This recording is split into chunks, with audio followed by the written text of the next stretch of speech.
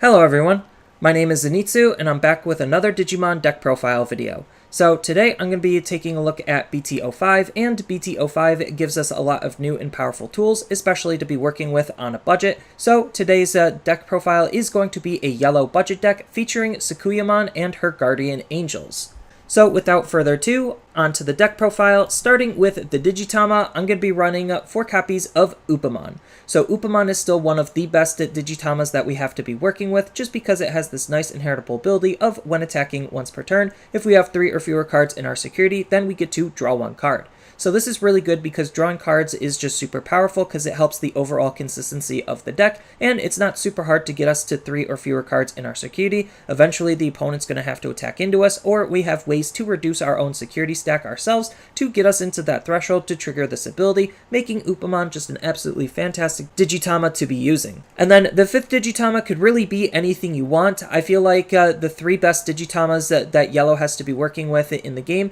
is going to be Pikmon, Upamon, and Koromon. So you could kind of interchange the 3 however you want, but I feel like if I'm going to be running Upamon, this version of Koromon is really good because it has a very similar style of effect where when attacking once per turn, if we have 3 or fewer cards in our security, then one of the opponent's Digimon gets minus 1000 DP. So instead of drawing a card, it's just helping reduce the opponent's Digimon's DP, which is really good because DP reduction is super important, because that's how Yellow is removing Digimon from the field, is by reducing the opponent's Digimon's DP to 0, so that way the game says that the Digimon can't exist on the battle area. So that's just looking to be really powerful, and I prefer using Koromon over Pikmon in this style of deck just because Upamon is going to be the main Digitama, and the conditions on how to trigger their ability are very identical. So if you could trigger Upamon, then you could trigger Koromon. And that's kind of the logic there. Next, on to the rookies, I'm going to be running 4 copies of Salamon. So this is the BT03 version of Salamon, and this Salamon is really good because it has a nice inheritable ability of when attacking, one of the opponent's Digimon gets minus 1000 DP for the turn. So this is just continuously trying to stack it multiple instances of DP reduction. So we have it on our Digitama slot with Koromon, now we have it in the rookie slot with Salamon. So combine the two and we could start reducing the opponent's Digimon's DP by quite a lot, especially with any other stacks or debuffs that we apply on them. So this Salamon is really good just for this inheritable, just to try to help control the opponent's field better.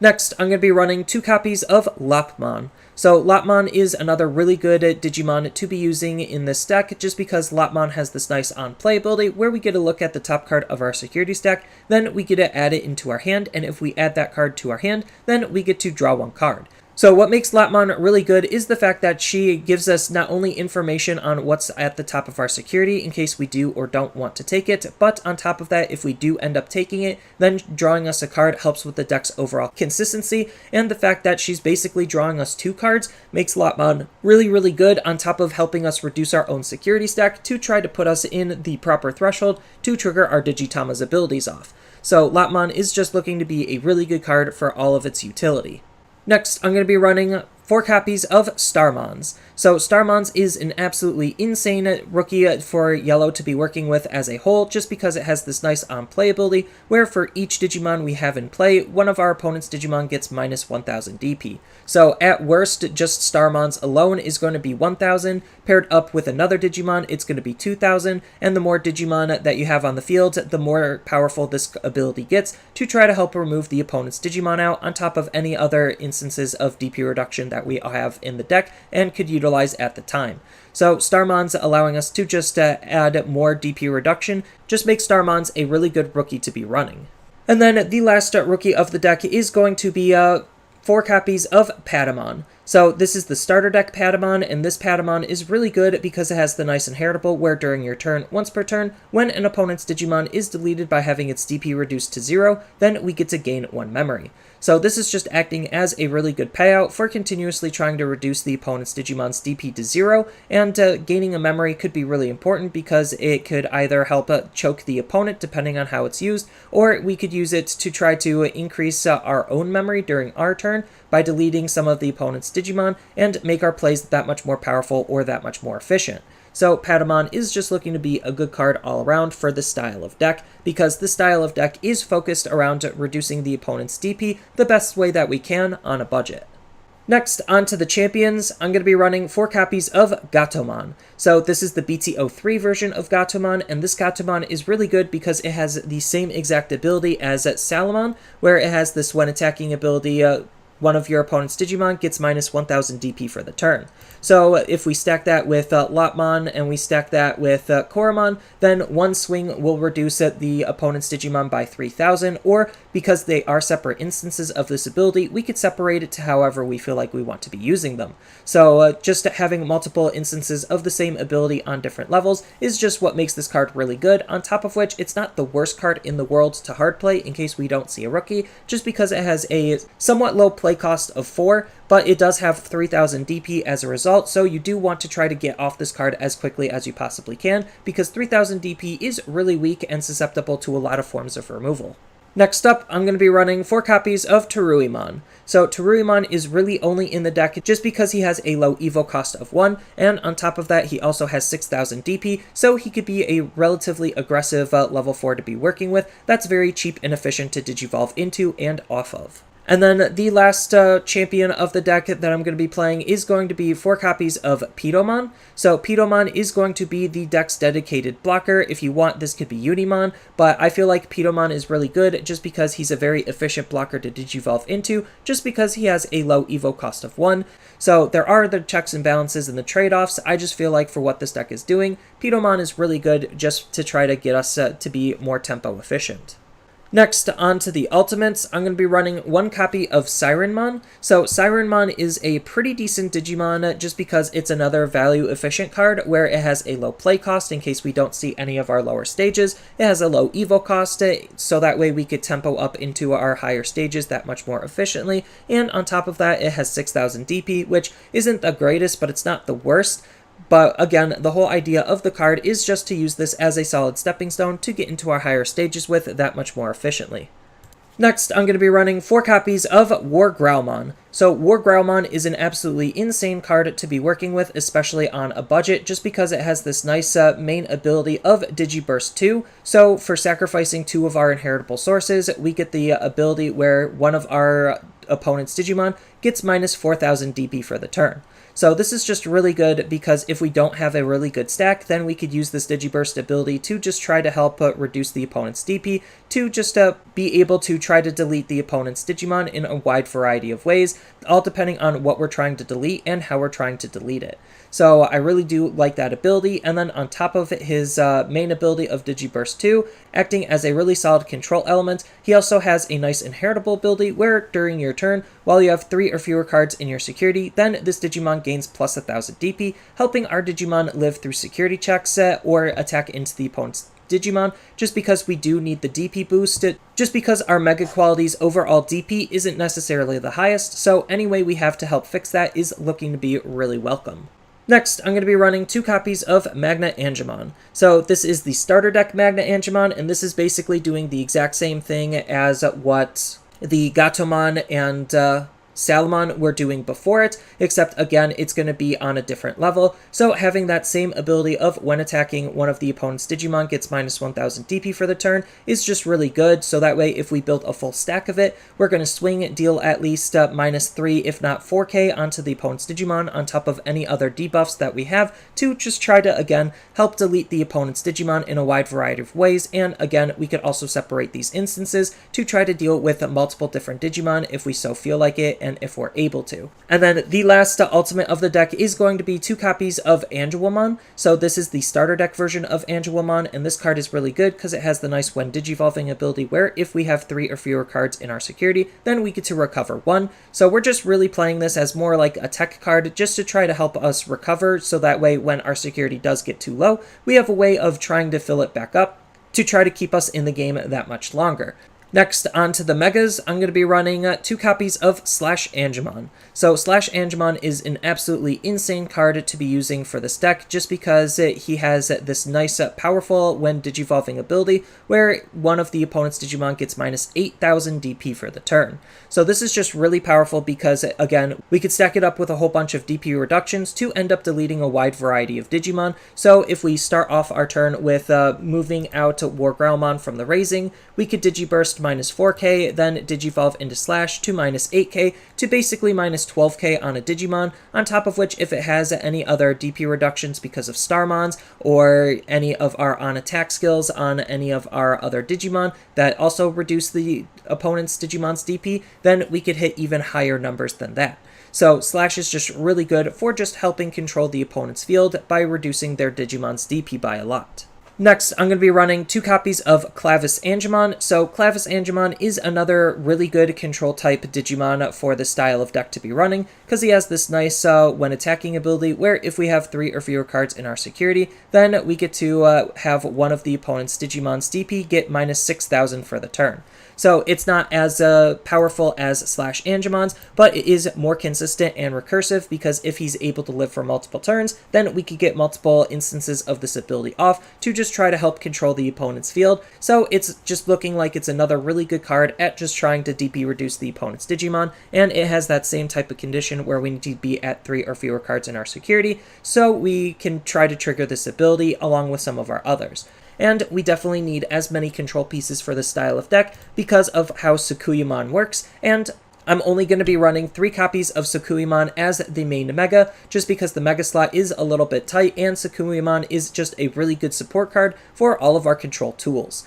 So what this card is doing is that she has the nice ability where during the opponent's turn, when an opponent's Digimon moves out of the raising area to the battle area, then that Digimon gains minus 3 security attack. So this is really good because it just helps prevent lethal from the raising area, so that way you're not actually afraid of the raising area, and that could really help save you, especially against OTK decks. It could help turn off OTKs, so that ability alone is just making Sakuyamon really, really good. And then what's making her also really good is that she has another ability where during your turn, all of the opponent's security Digimon get minus 3,000 DP. So that minus 3,000 DP is really important, because if we pair her up with SlashAngemon on the field, then it's going to make SlashAngemon have the ability to live that much more efficiently, just because the opponent's security Digimon are that much weaker, allowing us to try to have a higher chance of living through security checks. Not only just for her, but for all of our other Digimon as well, so it can make them into surprisingly decent aggro tools if we really feel like we need to,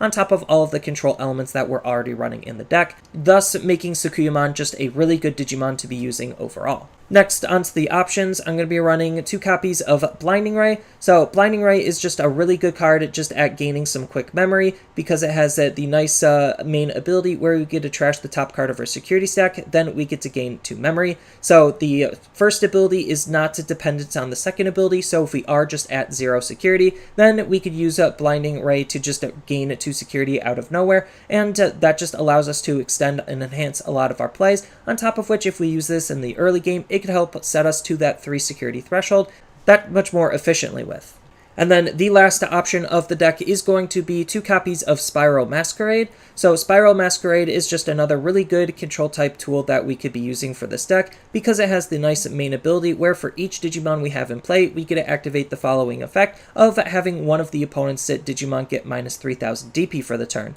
So this is just another way to just continuously reduce the opponent's DP in the form of an option, and this is one of the strongest ones that we have, just because even though it's not like super stacked all at once, if we have a big enough board, then this could deal with a wide variety of different boards and targets, just because we could either stack this on one Digimon or separate it and stack it on a whole bunch of other Digimon, paired up with all of our minus DP effects that we already have that we could be running, to just continuously reduce the opponent's DP in some varied and interesting ways to handle a wide variety of different board states. And then its security ability activates its main ability, so if we have any Digimon on the field, when this card is checked in the security, then it's going to be absolutely devastating, because it could help delete the opponent's Digimon during their turn. And then lastly, onto the Tamers, I'm going to be running 2 copies of Kari Kamiya. So Kari Kamiya is just really good at just blanketly gaining us a memory at the start of our turn if we have 3 or fewer cards in our security stack. So that kind of seems to be the whole sub-theme, where we just want to be at 3 or fewer cards in our security to just gain 1 memory, and gaining that 1 memory is really important because it makes our plays that much more efficient overall. And then on top of gaining us some memory, we also have 2 copies of Kamiya as the last Tamer of the deck, just because he also has a way of gaining us memory, where during our turn, when the opponent's Digimon is deleted, by having its DP reduced to 0, then we get to suspend this Tamer to gain 1 memory. So every time we're going to be deleting one of the opponent's Digimon through DP reduction, then we could gain a memory for doing that off of this tie. And on top of that, this tie also has really good synergy with the deck, just because he has this nice ability where during your turn, while we have 3 or fewer cards in our security, then all of our Digimon get plus 1000 DP. So this is all of our Digimon, not just any particular one or any particular level. So it makes all of our Digimon that much more dangerous, on top of the fact that with Sakuyamon, the security Digimon's DP is already going to be reduced, so it increases our odds that our Digimon are going to be living through security checks. So I really do like what this Tamer is doing. What we have is probably fine on a budget.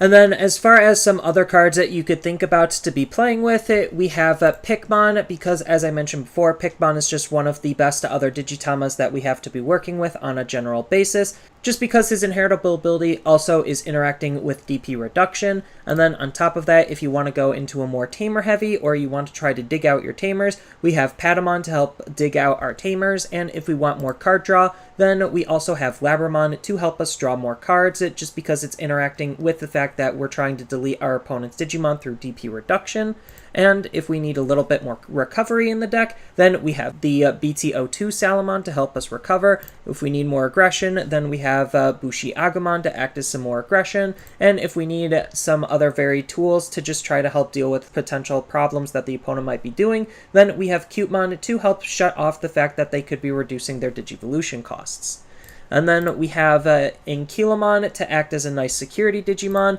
We have Growlmon to act as some more DP boosts. We have Unimon, as I mentioned before, as a secondary blocker that we could be running in the deck. Then we have Magnadramon, which could help us heal and play our level 3s more efficiently. Then we have Cherubimon for some more healing and to try to interact with our security in some really interesting ways. So we could set Lotmon up with this card to try to recover one off of Cherubimon, then draw off of Lotmon. We also have Cherubimon to interact with Ankylamon in case you just want to shove another Digimon into your security, and then have Ankylamon pop out because he's a security Digimon. Then we have Kentorosmon, just because Kentorosmon's pretty decent at being a nice aggro tool, where when we Digivolve up into him, he could stall out the opponent's board with the -2 security tech, so that way they can't actually deal damage, and then he has an on delete to just at -11,000 DP, which is pretty high, and most of the time this is going to be triggering because the opponent's going to want to have to deal with Kentorosmon, not because we're not going to be living through security checks more often than not, especially paired up with Sakuyamon.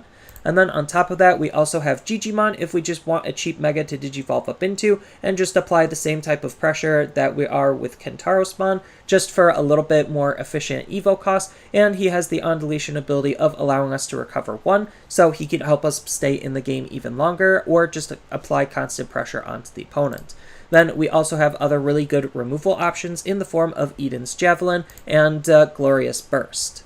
But realistically, what you should be going for with a budget yellow deck is basically just taking one of the 4 best yellow decks that we have to be playing with, which is either going to be Yellow Massimon, Yellow Shine, Yellow War, or Lord Nightmon, and basically just taking a lot of the expensive cards and just figuring out ways to dumb those decks down to make them more affordable for whatever your budget is, because some of these cards are rather affordable and some of their cores and engines could be really, really decent, especially on a budget. So I think like what I currently had laid out as an example is fit more to adopt a War Greymon style of deck, where you just take out all of the angels and you slap in War Greymons, just because War Greymon is a really good card. He's not that much more expensive than anything else you could be running, and he's doing almost everything that the deck wants to be doing, and you just could adopt a little bit more of the cards that want to interact and work with him, more than some of the other cards that I currently have, just for budget basis. So that's probably just any best way of building a budget yellow deck.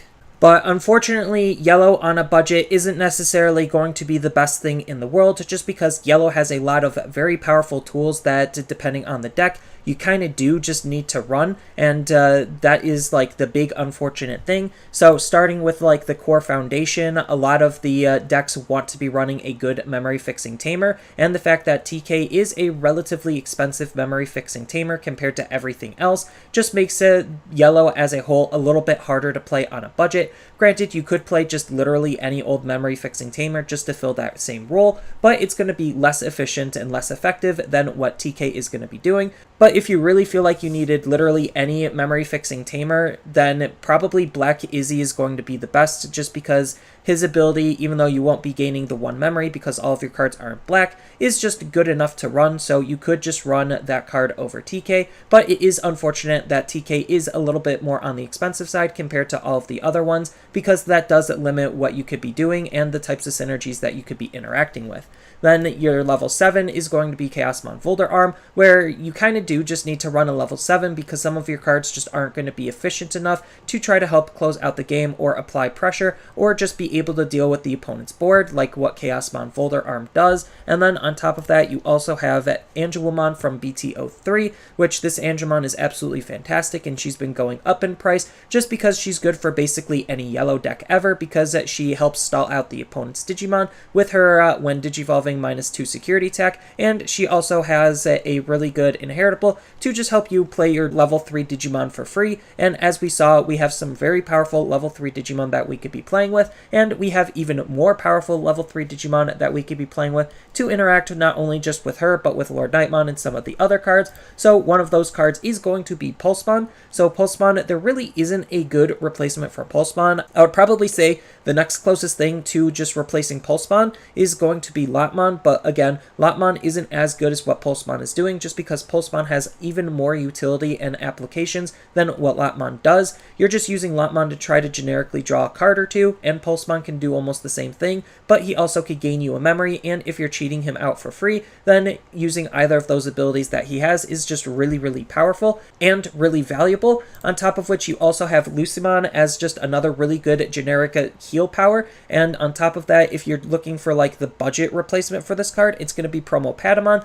and Promo Patamon isn't even that cheap. So, like, if you're just looking for that recovery, then that's also going to be really expensive for your level 3s. And that's why Salamon is just also a really important card, because it's doing a very similar thing, except it's on deletion, but sometimes you do need the consistency of the on-play effects. And then on top of that, you also have Rise Greymon, where if you're trying to play your Tamers for free, then Rise Greymon is just really good at doing that because of his Digiburst ability. He's also treated as yellow, so he could fit into a lot of yellow decks, and he also has some pretty decent DP reduction on his when attack skill. So Rise Greymon is just another very fantastic card to be running. Unfortunately, he's not the most budget friendly, but he's still a very good card depending on your deck and build. Same thing with Magna Angemon, where it's just another solid way to just hard play a card, recover 1, and then it also has a way of DP boosting as an inheritable. So it is a little bit more deck specific, but it's still just another card that isn't the most accessible, just because it does have a higher price tag compared to a lot of other cards we could be buying into. And that's just Yellow's core problem, is they just have a lot of staples that are just a little bit more expensive than most of the other colors, just because of how powerful and how popular of a color Yellow is at this current time. But regardless, Sakuyamon is just a really good budget Digimon to be playing around with it, just because she is acting as some really solid protection, and then when the opponent moves their Digimon out of raising, then that's where all of the control type tools start kicking in, to where they can't deal damage, and then you capitalize on the fact that they had to move their Digimon out to then be able to delete it in a wide variety of different ways. And that's kind of like the whole core on why Sakuyamon is so good in control style decks, and why she is a really good budget Digimon to be working with. But as I stated before, the best way to build any budget yellow deck is just taking one of the 4 best yellow decks and just dumbing it down to your budget and playing the cards that you feel like you want to be playing. But I feel like what I laid out here is really decent for a control style yellow deck. So that's all I really have for this video. As always, feel free to tell me your thoughts down in the comments below, and down in the description below are a couple of different ways you could support me and the channel. So I do have a TCG Player affiliate link, so when you use that link to buy cards off of TCG Player, then some of that money will go to supporting me and the channel. I also do make and sell playmats over on Overcard Gamers on Facebook, so when you buy a playmat with my design, then some of that money will also go to help supporting me and the channel. And on top of all of that, I do have a Twitch account over on twitch.tv/Zenitsu, so giving me a follow and a subscription also helps support me there, and I do play Digimon on top of various other games on that platform as well. So thank you everyone for watching, and as always, don't forget to like, share, and subscribe for more content, and I'll see you in the next video.